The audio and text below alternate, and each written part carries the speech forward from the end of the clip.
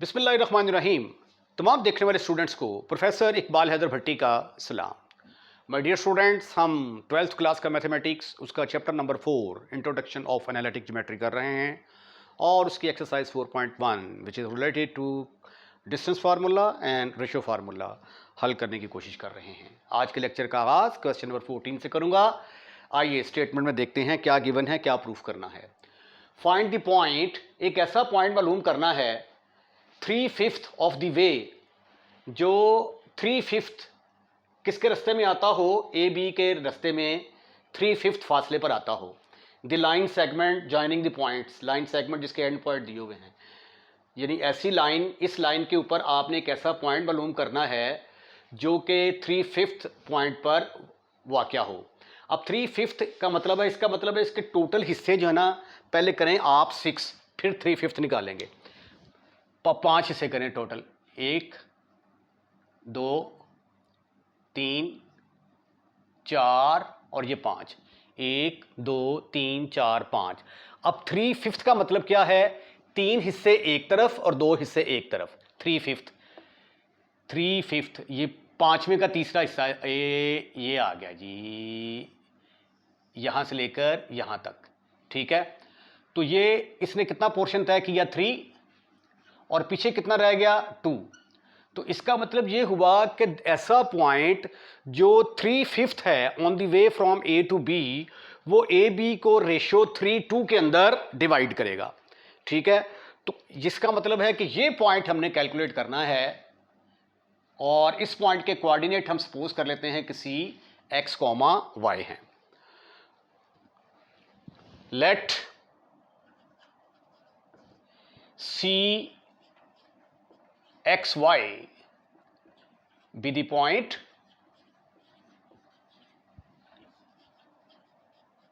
which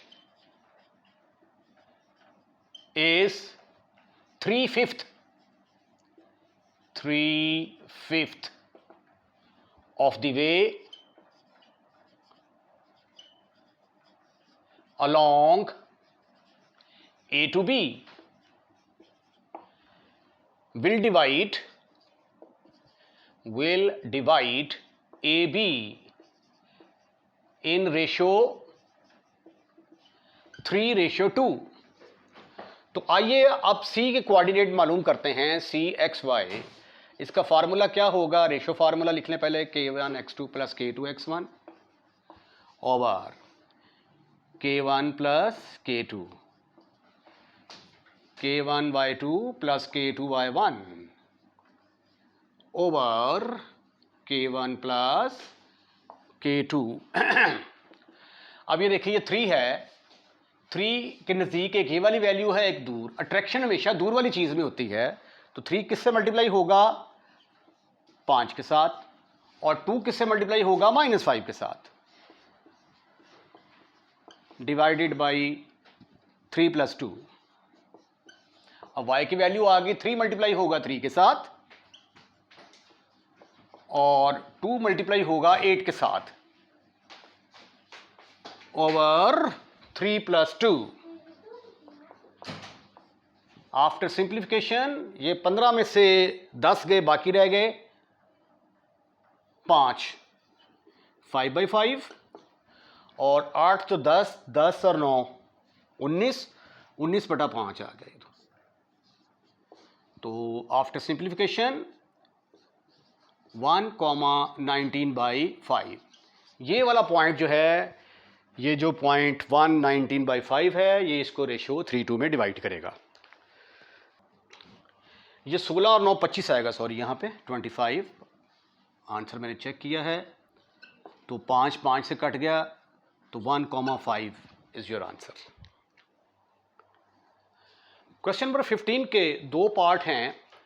find the point P on the join of AB that is twice as far A as B is from A।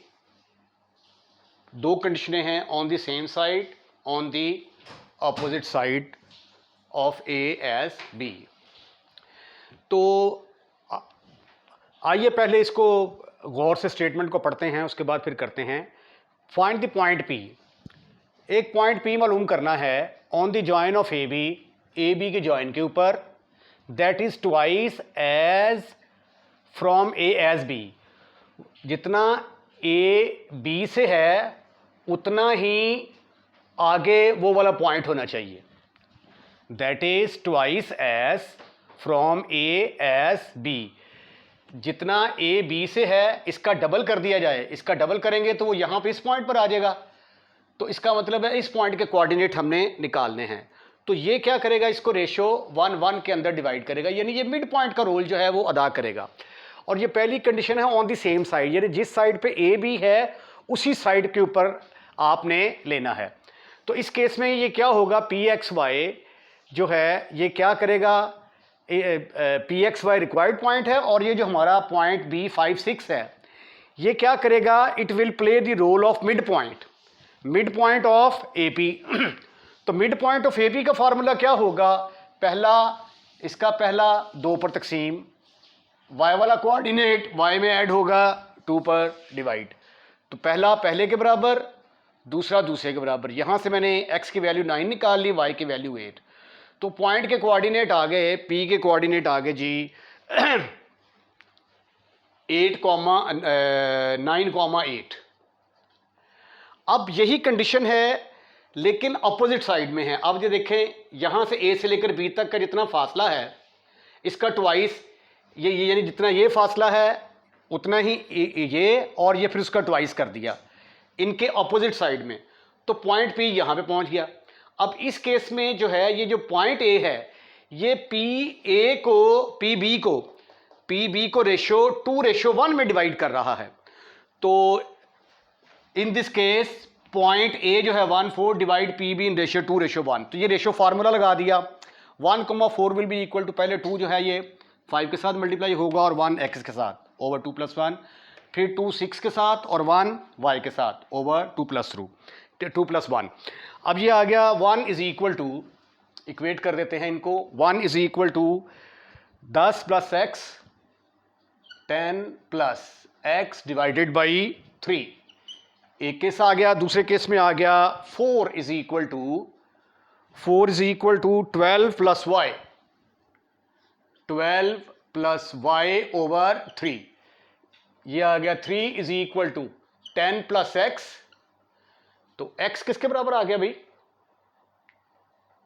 3 - 10 is equal to -7, जबकि 12 is equal to 4 3 = 12। तो y is equal to किसके बराबर आ गया, 0 के बराबर। तो इस case में पॉइंट के कोऑर्डिनेट आ गए -7,0। Let me check the answer. जी आंसर ठीक है जी।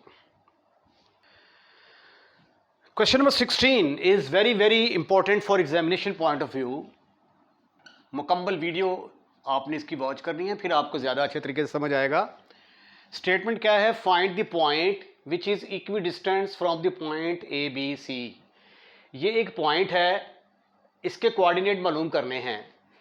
इस पॉइंट का फासला जितना ए से है उतना ही बी से है और उतना ही सी से है, ठीक है। ये दूसरे लफ्ज़ों में ये सरकम सेंटर है। तो सरकम सेंटर के कोऑर्डिनेट आपने निकालने हैं। सरकम सर्कल एक ऐसा सर्कल होता है जो ट्रायंगल के वर्टिसेस से पास करता है। ये एक सरकम सर्कल है, ये उसका सेंटर है। तो एक्चुअली हमने सरकम सेंटर निकालना है, ठीक है। इस पॉइंट का फासला जितना ए से है उतना ही बी से और उतना ही सी से है। ये स्टेटमेंट में के अंदर गिवन है और ये हम सपोज कर लेते हैं कि पी के कोऑर्डिनेट हैं x, y और पी को हम मालूम कर लेंगे, ठीक है। उसके बाद फिर ये जो ए सी, ए बी और ए सी डिस्टेंस आपस में बराबर होंगे तो this is called as radius. तो सरकम रेडियस भी आपने कैलकुलेट करना है। तो आइए क्वेश्चन के सॉल्यूशन का आगाज़ करते हैं। मैं ये सपोज कर लेता हूँ, let P X Y be the point which is equidistant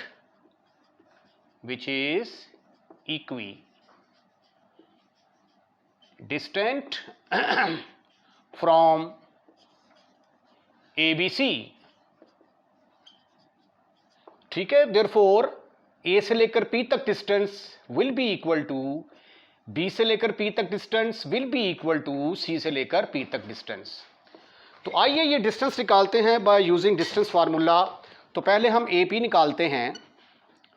A P distance will be equal to, A P के ऊपर डिस्टेंस फार्मूला लगाएंगे तो ये आ जाएगा x माइनस 5 का स्क्वायर प्लस y माइनस 3 का स्क्वायर होल का स्क्वायर रूट। इसको हम कह देते हैं कि ये नंबर 1 है। फिर हम बी पी निकालते हैं। बी पी के ऊपर डिस्टेंस फार्मूला लगाएंगे तो ये आ जाएगा x प्लस 2 का स्क्वायर प्लस y माइनस 2 का स्क्वायर होल का स्क्वायर रूट। ये आ गया नंबर 2। फिर हम सी पी डिस्टेंस निकालेंगे। सी पी डिस्टेंस आएगा, इसके ऊपर डिस्टेंस फार्मूला लगाएंगे तो ये आ जाएगा x माइनस 4 का स्क्वायर प्लस y माइनस 2 का स्क्वायर होल का square root is equal to कुछ भी नहीं, नंबर 3। अब ये तीनों आपस में बराबर हैं तो तीनों को इक्वेट करके तो हम x और y की वैल्यू जो है वो फाइंड आउट करने की कोशिश करते हैं। फर्स्ट वी टेक, पहले आप ऐसा करें, ए पी और बी पी को बराबर ले लें। A P is equal to B P. A P किसके बराबर है? x माइनस 5 का स्क्वायर प्लस y माइनस 3 का स्क्वायर।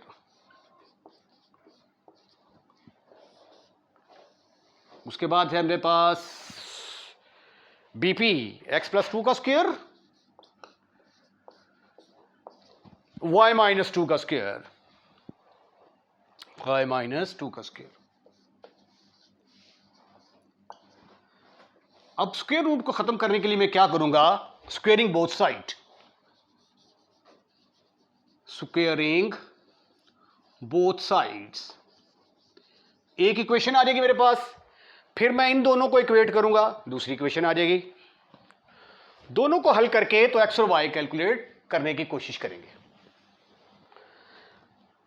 स्क्वायर लिया तो ये स्क्वायर रूट खत्म हो जाएगा, साथ ही इसकी वो खोल दें स्क्वायर वगैरह। ये आ गया x square minus 10x plus 25 is equal to plus y square minus plus 9 minus 6y is equal to x square plus 4x plus 4 plus y square minus 4y, y plus 4। अब हम इसको थोड़ा सा ज़रा सिंप्लीफाई करके तो फिर लिखते हैं ताकि कैलकुलेशन जो है वो ज़्यादा लंबी ना हो जाए। ये देखें जी, ये मैंने क्या किया कि इन सब को उठा कर इधर ले आया। ये x square minus 10x plus y square minus 6y, 9 और 25 मिला के 34 बन गए। ये इधर आके minus x square minus 4x minus y square plus 4y, 4 और 4 8, इधर आके माइनस 8 हो गया। तो x स्क्वायर y स्क्वायर तो x स्क्वायर y स्क्वायर से कैंसिल हो गए। माइनस 10x और माइनस 4 14 बन गए, माइनस 6 और प्लस 4 माइनस 2y, 34 में से 8 निकाल दिए 26, माइनस 2 पर डिवाइड किया तो ये इक्वेशन आ गई मेरे पास। उसके बाद bp और cp को बराबर लिया, ये bp की वैल्यू है cp की वैल्यू, दोनों को मैंने स्क्वायर किया, स्क्वायर रूट खत्म हो गया। अब ये देखिए इसका ये वाला फैक्टर एक जैसा आ रहा है, y माइनस 2 इधर भी है जो कि हमारी सिंप्लीफिकेशन को आसान बना देता है, इसलिए इसको उठाकर उधर लेके आ गए। x प्लस 2 का स्क्वायर माइनस x मनफी 4 का स्क्वायर, ये y माइनस 2 का स्क्वायर और ये इधर आके माइनस हो गया। अब क्या होगा कि ये दोनों तो आपस में कैंसिल हो जाएंगे, खत्म, फिनिश। इसका स्क्वायर खोल लेते हैं, x square plus 4x plus 4 minus x square plus 16 minus 8x is equal to 0. This is further equal to x square plus 4x plus 4 minus x square minus 16 plus 8x is equal to 0. अब x square तो x square के साथ खत्म, 8 और 4 12x आ गया, 12x 4 में से 16 के बाकी रह गए -12 is equal to 0। 12x is equal to 12, तो x किसके बराबर आ गया? 1 के इक्वल। अब इस 1 को उठाकर आप 4 में पुट कर दें, पुट इन 4 में पुट किया तो 7 into 1 plus Y -13 is equal to 0। तो 13 में से 7 के बाकी रह गए 6, तो y किसके बराबर आ गया? 6 के बराबर आ गया। तो देयरफॉर पॉइंट हमारा पी एक्स वाई किसके बराबर आ गया? पी एक्स वाई की वैल्यू आ गई जी, x की वैल्यू 1 और y की वैल्यू 6, x की वैल्यू 1 और y की वैल्यू 6। अब सर्कम रेडियस निकालना है तो उसके लिए हम क्या करेंगे? Radius r is equal to A C के ऊपर डिस्टेंस फार्मूला लगा दो, ए सी के ऊपर या बी सी के ऊपर, सॉरी ए पी के ऊपर या बी पी के ऊपर या सी पी के ऊपर। तो ये आ जाएगा जी 1 - 5 का स्क्वायर प्लस 6 - 3 का स्क्वायर। इसको सिंप्लीफाई कर लें, आपके पास इसका रेडियस आ जाएगा जी। एक में से 5 निकले, बाकी रह गए 4, 4 चौके 16, 6 में से 3 9, 25, 25 का स्क्वायर रूट ऑफ 25, तो ये 5 के बराबर आ गया जी। तो रेडियस इसका किसके बराबर होगा? 5 के बराबर। सर्कम रेडियस 5, सर्कम सेंटर इसका आ गया 1,6। Question number 17 of this exercise is very important question. Very important question है। स्टेटमेंट ये है, एक ट्रायंगल है, उसके वर्टिसेस दिए गए हैं। आपने क्या करना है? Are the vertices of a triangle, find the incentre of the triangle. Incentre of the triangle क्या होता है, आइए उसको डिफाइन करते हैं।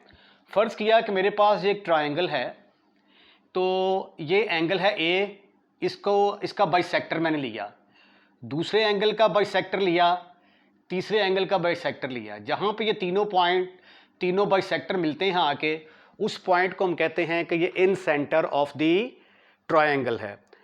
तो इसके अंदर जो इस तरह रेडियस बनेगा उसको हम इन सर्कल भी कहते हैं। और इन सेंटर का जो फार्मूला है वो हमारे पास क्या है? ax1 plus bx2 plus cx3 over a plus b plus c, where x1 y1 x2 y2 x3 y3 ये तो कोऑर्डिनेट हैं, ठीक है। अब स्मॉल a b और c क्या है, ये चीज़ें मैं आपको बताता हूँ। ये देखें ज़रा, a के सामने वाली जो लेंथ होती है, a के सामने वाली लेंथ जो होती है इसको हम a बोलते हैं। b के सामने वाली, यानी a से मुराद क्या होगा? bc length. और b के सामने वाली लेंथ क्या है? b। और ये किसके बराबर होगी? लेंथ ac के बराबर। c के सामने वाली स्मॉल c के साथ रिप्रेजेंट करेंगे और ये लेंथ ab के बराबर होगी। तो इसका मतलब ये हुआ कि इन सेंटर निकालने के लिए हमें स्मॉल a b c की लेंथ चाहिए और x1 x2 x3 और y1 y2 y3 की वैल्यूज चाहिए, और वो हमारे पास ऑलरेडी मौजूद हैं। तो आइए सॉल्यूशन का आगाज़ करते हैं। फ़र्ज़ कर लिया कि ये एक ट्रायंगल है मेरे पास, जिसका मैंने इन सेंटर निकालना है। फ़र्ज़ कर लिया ये पॉइंट A है, जिसके कोऑर्डिनेट है 4 - 2, B जिसके कोऑर्डिनेट है -2 एंड 4, और C के कोऑर्डिनेट हैं 5,5। तो सबसे पहले हम स्मॉल a, b और c की वैल्यूज़ जो हैं ये फाइंड आउट करते हैं। a के सामने वाली लेंथ a के बराबर होगी, b के सामने वाली लेंथ b, c के सामने वाली लेंथ c के बराबर होगी। तो गिवन है हमारे पास a, let a is equal to, फर्ज कर लिया कि इसका नाम a है, 4 - 2 b -2 4 c 5 5 are the vertices of triangle ABC. Are the vertices of triangle ABC. तो अब हम निकालते हैं जी A, ए किसके बराबर होगा, बी सी लेंथ के बराबर होगा। बी सी के ऊपर डिस्टेंस फार्मूला लगाएंगे तो ये आ जाएगा 5 + 2 का स्क्वायर 5 - 4 का स्क्वायर। ठीक ठीक ठीक ठीक ठीक ठीक। इसको मजीद हल किया, 5 और 2 7 49 + 1 तो ये आ गया 50 का स्क्वायर रूट, जिसको 25 तरफ 2 लिखा जा सकता है ना, तो 5 बाहर आ जाएगा। 5 स्क्वायर रूट ऑफ 2, ये मेरे पास ए की वैल्यू निकल आई। स्मॉल बी किसके बराबर होगा, that is equal to length A C के बराबर। स्मॉल ए सी के ऊपर डिस्टेंस फार्मूला लगाइए, 5 - 4 का स्क्वायर 5 - 4 का स्क्वायर प्लस 5 + 2 का स्क्वायर। तो देखते हैं इसका आंसर क्या आता है। 5 में से 1 निकाला, 4 निकाले, बाकी रह गया 1 का स्क्वायर 1 आ गया, 7 का स्क्वायर 49। अगेन इसका आंसर क्या आ गया, स्क्वायर रूट ऑफ 50, जिसको आप 5 स्क्वायर रूट ऑफ 2 लिख सकते हैं। आइए अब सी कैलकुलेट करते हैं। सी स्मॉल सी किसके बराबर होगा, small C will be equal to length A B length A B के ऊपर डिस्टेंस फार्मूला लगाएंगे तो ये आ जाएगा 4 + 2 का स्क्वायर प्लस -2 - 4 का स्क्वायर। ठीक ठीक ठीक ठीक ठीक ठीक। तो ये आ गया 36 + 36 का स्क्वायर रूट ऑफ 72, 36 ज़रब 2 72, तो 6 का आ गया, 36 का आ गया 6 square root of 2। Right right. तो हमने small A B C calculate कर लिए हैं। अब हमारे पास ए बी सी x1 y1 की वैल्यूज जो हैं ये मौजूद हैं। वो क्या है जी, ये देखिए जरा। ए x1 y1 बराबर है 4 - 2, बी के कोऑर्डिनेट है -2 4,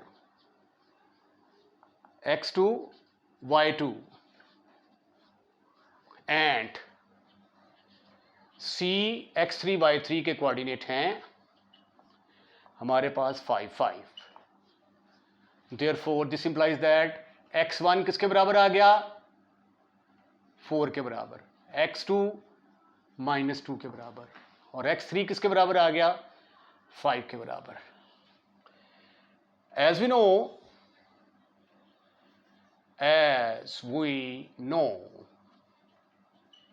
in center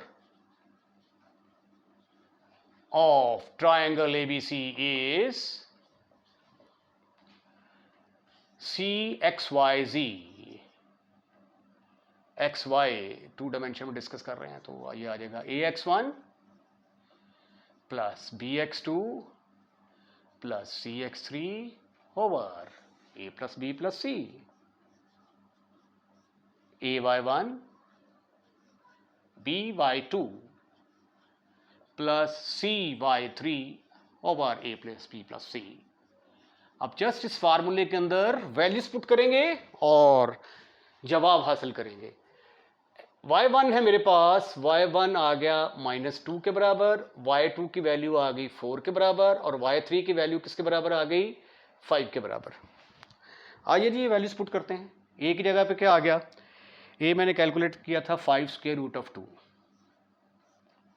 इंटू x1 की वैल्यू क्या आ गई मेरे पास 4, प्लस बी मैंने कैलकुलेट किया था 5 स्क्वायर रूट ऑफ 2, x2 की वैल्यू आ गई मेरे पास -2, ये देखें -2, plus C 6 square root of 2, x3 की वैल्यू मेरे पास आई थी 5 ओवर ए की value 5 square root of 2, B की 5 स्क्वायर रूट ऑफ 2, सी की 6 स्क्वायर रूट ऑफ 2, कॉमा। अब यहां पे वैल्यूज पुट करें, आगे जस्ट सिंप्लीफिकेशन ही है बस। ए की जगह पे आ गया 5 स्क्वायर रूट ऑफ 2 और y1 की वैल्यू है -2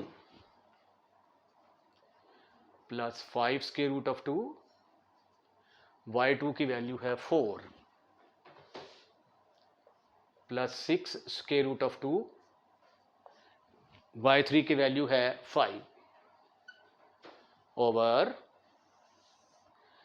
5 square root of 2, 5 square root of 2 plus 6 square root of 2।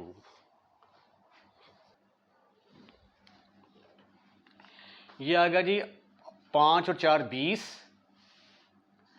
20 square root of 2 minus 10 square root of 2 plus 30 square root of 2 divided by 5 और 5 10 और 6 16, 16 स्क्वायर रूट ऑफ 2 आ गया, comma minus ये आ गया 10 square root of 2 plus 20, 5 4 20 square root of 2 plus 30 square root of 2 divided by 5 और 5 10 और 6 16, 16 square root of 2। ये 50 में से 10 गए, बाकी रह गए 40, 40 square root of 2 over 16 square root of 2। ये भी आ जाएगा 40 स्क्वायर रूट ऑफ 2, 50 में से 10 गए, 16 square root of 2। Square root of 2 square root of 2 से ख़त्म, 8 5 40 तो 8 दूनी 16, 5/2 comma 5/2 is your answer. Question number 12 जो है दैट इज लेफ्ट 18 जो है लेफ्ट एज एन एक्सरसाइज।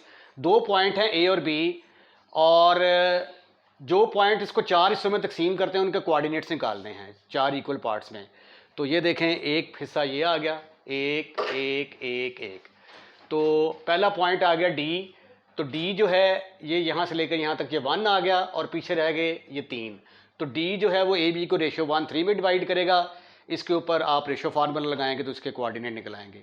ई जो है ये बिल्कुल 2 हिस्से इधर आ गया, 2 हिस्से इधर आ गया, ये मिड पॉइंट का रोल अदा करेगा, मिड पॉइंट के कोऑर्डिनेट निकालेंगे तो ई निकल आएगा। और एफ जो है, अब ये देखिए 1 2 3 हिस्से पीछे रह गए हैं और एक हिस्सा आगे है। तो एफ जो इसको रेशो 3:1 रेशो में डिवाइड कर रहा है, तो इसलिए इसके ऊपर 3:1 का फार्मूला लगा के, रेशो फार्मूला लगा के तो आप इसके कोऑर्डिनेट निकाल सकते हैं। इसके साथ ही आज का लेक्चर ख़त्म और ये एक्सरसाइज भी अपने अंजाम को पहुंची। अगर आपको लेक्चर पसंद आया है तो लाइक करें, और लाइक करने के बाद शेयर करना मत भूलिएगा। और अगर आपने चैनल सब्सक्राइब कर दिया है तो बहुत बहुत शुक्रिया। अगर नहीं किया तो बराए मेहरबानी हमारे चैनल को सब्सक्राइब करें, क्योंकि चैनल को सब्सक्राइब करने के कोई भी एक्स्ट्रा चार्जेस नहीं हैं।